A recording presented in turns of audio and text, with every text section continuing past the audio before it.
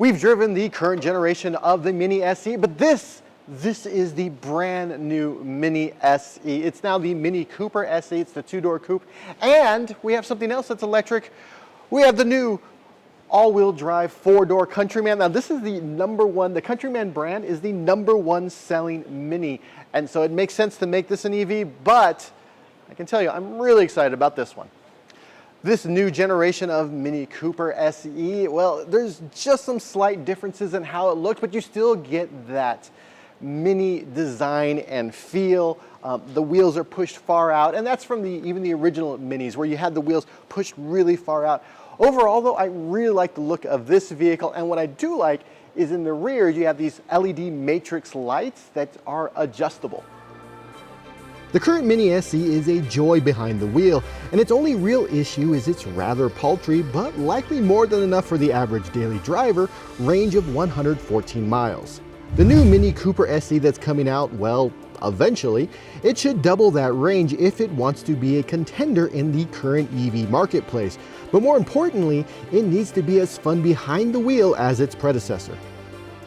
Inside the Mini SE, they've gone with a new design philosophy. They have a lot of this sort of like carpeted feel up here, but also they have this round OLED display that, well, has everything, and it's very customizable. What they're calling is experiences instead of modes. So you have several different experiences and modes. And if you have a photo of your dog or your child or your partner or whatever, and you want to put that, you can via a Mini app. Now, for those that are really concerned about not having a dash cluster, there is a head-up display right there.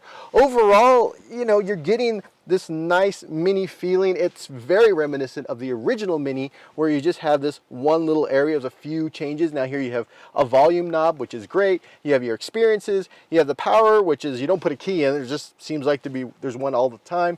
And then you have the shifter.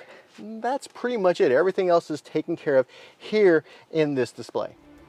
You also get a new friend in the Mini with the Spike digital assistant. Plus, the automaker has taken a page out of Tesla's playbook with video games available via the Air Console app. It's a nice way to pass the time while charging. The Mini Cooper SE will ship with a 54.2 kilowatt-hour capacity battery pack and support AC charging up to 11 kilowatts and DC fast charging up to 95 kilowatts. Mini notes that the car will charge from 10 to 80% in just under 30 minutes. While that charge rate isn't as quick as most other EVs on the market, it's important to remember that this is a pretty small battery pack.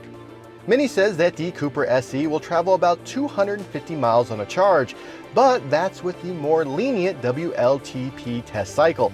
For the EPA test, we expect it to be just over 200 miles. For spinning around town, the Cooper SE outputs 218 horsepower and 243 pound-feet of torque.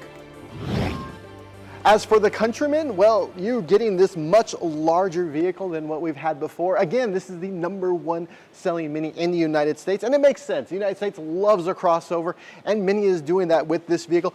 And what's nice is that for a lot of EVs, you have this really sharp curve back here, so you lose cargo space, you lose headroom.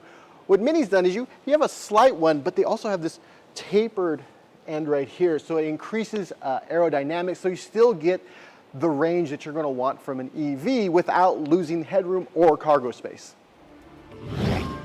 Weirdly, Mini isn't sharing battery capacity numbers for the larger Countryman E and Countryman SE all four.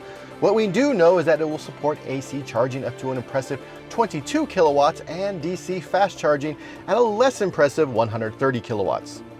The Countryman E will output 204 horsepower and 185 pound-feet of torque, while the Countryman SE all four will push 313 horsepower and 364 pound-feet of torque. Like the Cooper SE, we're only getting WLTP range numbers, with 306 miles for the E and 269 miles for the electric all four. Again, EPA numbers will be lower, with those hitting about 250 and 220 miles of range respectively. The all-electric Mini Countryman, we should expect that sometime in the second half of 2024. Meanwhile, the Mini Cooper SE, we're not quite sure when this is coming to the United States. Either way, both of these EVs are coming to the US, and with more and more EVs on the market, that means more choices for buyers. Up next, the EV Pulse team really likes the electric Mini, and you can watch the full review of that by clicking here right on the screen.